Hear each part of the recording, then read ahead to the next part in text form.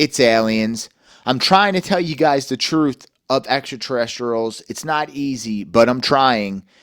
If you guys are not familiar with a famous plane crash that happened in 1947, it's honestly even more impactful than Roswell, which happened in the same year. Now we know Roswell, 1947, the famous UFO crash. Just a few days before that crash happened was the sighting by Kenneth Arnold. Kenneth Arnold was a independent pilot, and he's the one that saw these objects over Mount Rainier, landed his plane, and told the world what he saw, coining the term flying saucer, flying disc.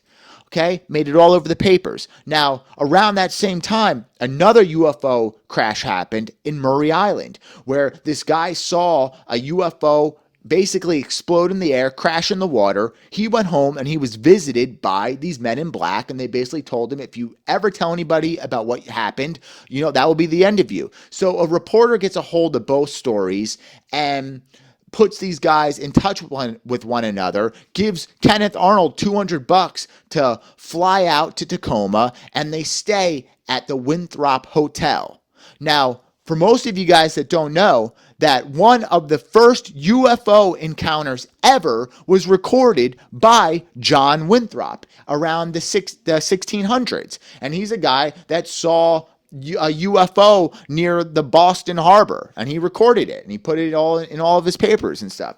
And so that was one of the first UFO encounters ever recorded. So it just so happens that this reporter, that I'm not sure who it is, and it could be one of the people that are tied to this whole thing, brought these two guys together at Theodore Winthrop's hotel in Tacoma, and basically brings these two guys together. And it's Kenneth Arnold and the guys from Murray Island, and they're talking about what they saw, this UFO encounter that they both had. And so they call U.S. counterintelligence agents, and they come and they load the plane with a cereal box full of the crash debris from Murray Island.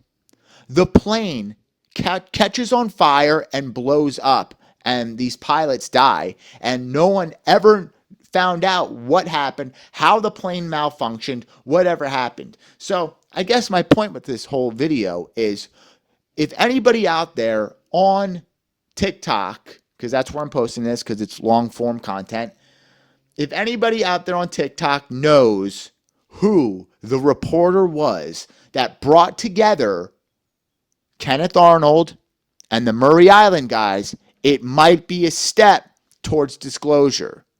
Because somehow that guy knew the Murray Island incident and actually reached out to Kenneth Arnold and gave him $200 to bring them together.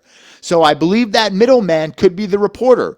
It could be some type of agent. It could be somebody connected to the United States. I'm not really sure.